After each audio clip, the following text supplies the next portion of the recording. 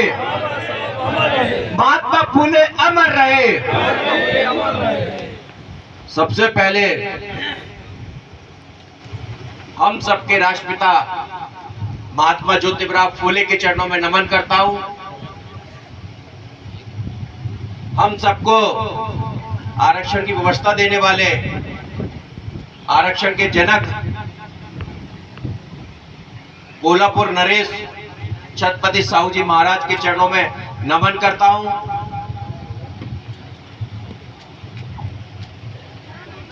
लोक माता अहिल्याबाई होलकर के चरणों में नमन करता हूं। महाराष्ट्र के संतों के संत गाडगे बाबा के चरणों में नमन करता हूं। इस देश को, महिलाओं को शिक्षा देने वाली हम सबकी राष्ट्रमाता सावित्रीबाई फुले के चरणों में नमन करता हूं।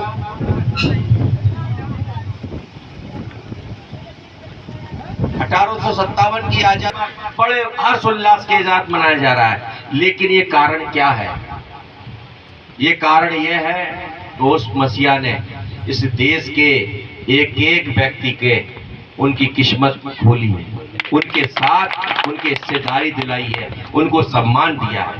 साथियों, आज जो स्थिति आज देश के अंदर दिखाई दे रही है, आज आप लोगों ने देखा होगा, सारे सोशल मीडिया के माध्यम से देख रहे होंगे, अखबारों के माध्यम से देख रहे होंगे कि चाहे कोई भी पार्टी हो, चाहे भाजपा हो, चाहे कांग्रेस हो, सपा हो, चाहे बसपा हो, जितनी भी पार्टियां हैं, एक दिन का इतना नाटक करके पूरे देश के अंदर दिखा रहे हैं कि हम बाबा, हमसे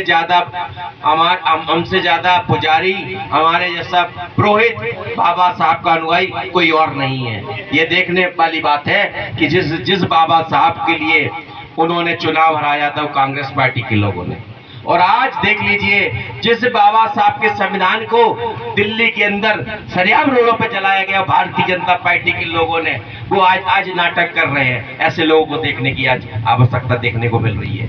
मैं आप लोगों से कहना चाहता हूँ, मेरा, क्योंकि सभी लोगों ने, बहुत वक्ताओं ने बोल दिया, लेकिन आज जिस मसीहा का जन्मदिन है, आज आप लोग को एक प्रण करना पड़ेगा कि सबसे पहले भाईचारा कायम करना पड़ेगा, क्योंकि बिना भाईचारा के ये जिस प्रकार से हम अधिकार की बात कर रहे हैं, हम स्वतंत्रता की बात कर रहे हैं, हम समता की बात कर रहे हैं, ये कभी नहीं आ सकती।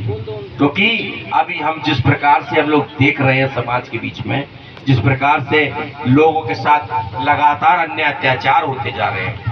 आप लोगों ने देखा होगा छतरपुर के अंदर एक बहन जो हमारी कुर्मी समाज की बेटी थी, उसके साथ एक पाखंडी बाबा ने उसके साथ बलात्कार कर दिया। और देख लीजिए, जिस संविधान की ताकत थी तो उसको केस भी लगाया गया, लेकिन वो ऐसे मनुवादी जो वहां का सांसद था, उन्होंने उसके पति पर दूसरा केस, एक महिला को लाके झूठा केस लगा दिया। के अंदर चल रहा है, जहां जिसके साथ अन्याय होता है उसको पूरे अन्याय को खत्म करने के लिए हमारे लोगों को फंसाया जा रहा है। लेकिन आज आवश्यकता है भाईचारा कायम करने के लिए। तो मैं आप लोगों से कहना चाहता हूं, जिस प्रकार से बहन ने एक बात कही, बहुत अच्छी बात कही कि 90% वाली बात, ये सबसे बड़ी झूठ वाली बात है।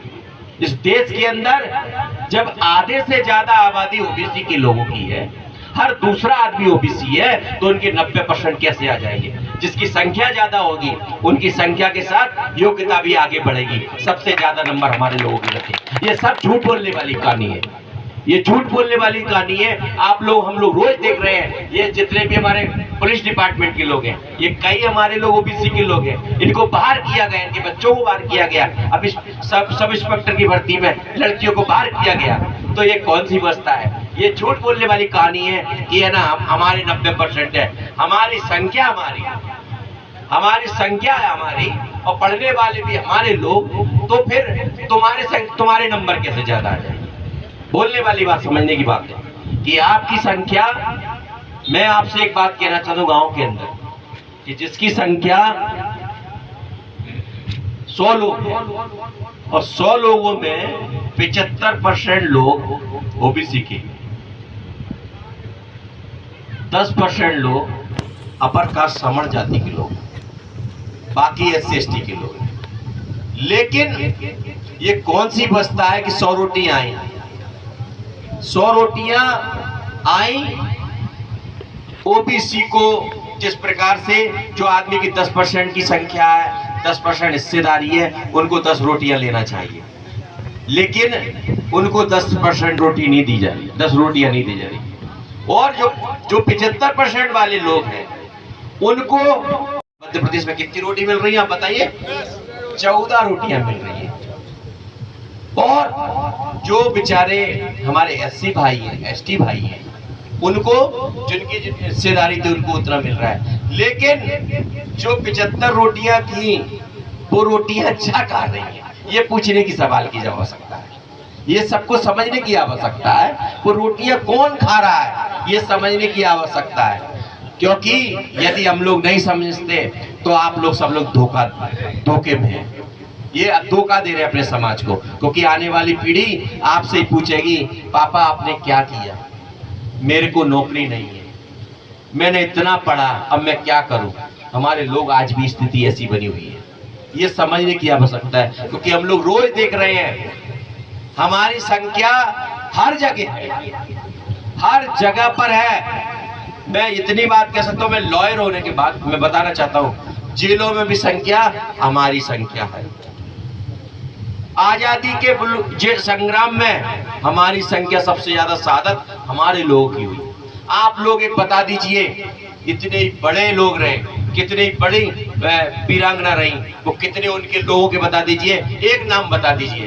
हमारी वीरांगना चामंती बाई हो, चाहे झलकारी बाई हो, चाहे दुर्गावती हो, ये कितनी हमारी जो हमारी वीरांगना थी हमारे लोग। और देखिए इस देश के अंदर सबसे बड़ी माता लोक माता बोला गया, यो उनके खजानों के खजाने सोना चांदी रहता। वो अगर आज जिंदा होती तो जो कोविड के टाइम पे जिस प्रकार से सरकार भीख की तरह मांग रही थी, यदि आज हमारी लोक माता आज होती तो वो आज इस देश को ऐसी माहौल में नहीं होते। क्योंकि हम इस देश के मूल्यवासी और इस मालिक हैं, हम इस मालिक, क्योंकि हम इस देश के हमारे राजा चंद्रगुप्त मौर्य रहे, हमारे अशोक सम्राट रहे, तो हमारे लोगों पे क्या कमी रही। लेकिन आज स्थिति ऐसी हो गई है, क्योंकि हमारे मानवर शुक्लाल कुशवाहा कहते थे कि जिस प्रकार से पेट की भूख ना रोटी है, उसी प्रकार से हमारे समाज का सम्मान भी सम्मान से ही होना चाहिए। पर आज स्थिति ऐसी नहीं है, आज ऐसी स्थिति नहीं है। उसका कारण क्या है कि हमारा भाईचारा नहीं है हमारे लोगों के अंदर। जो जीतू भाई ने एक बात बहुत अच्छी बात कही कि आज यदि कुशवाहा के साथ अत्याचार होता है तो बघेल देखता है, वो तो काची पिट रहा है। जब बघेल की बात होती है तो कुर्मी देखता है, तब बघेल पिट रहा है।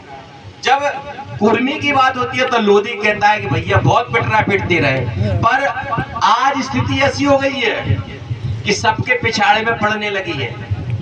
तो आज आप लोगों को समझने की आवश्यकता है कि आप लोगों को सबको एक होने की आवश्यकता है। क्योंकि अब इस प्रकार से इस देश के दूसरे काशीराम शरद यादव जी ने कहा था कि अब जाति नहीं जमात बनाना है, तो इस जमात के लिए, इस वर्ग के लिए लड़ाई लड़ना पड़ेगा। और देखिए कांसीराम जी ने, मैं अपने आप को स्वीकार करता हूँ कि और जितने भी लोग हैं भले ही नहीं करता हूँ, पर मैं अपने आप को मानता हूँ अगर कांसीराम जी नहीं होते तो ना मैं महात्मा फुले को जानता, ना ललित सिंह यादव को जानता, ना अहिल्या भाई को। मैं जिस बिरादरी से हूँ, मेरी जात खुरपी चलाने वाली थी, कहाँ फुले कहाँ अम्बेडकर कुछ नहीं जानते थे। मेरे लोगों को सम्मान देने का काम मानवर शुक्लाल कुशवाहा जी ने किया और मानवर कांसीराम जी ने किया। और इसके लिए मैं धन्यवाद देता हूँ उस अहिरवार जाति को, मैं जाटव समाज को, मैं तहे दिल से मैं उनका चरण बंदन करता हूँ कि उन्होंने इस समाज को जगाने का काम किया।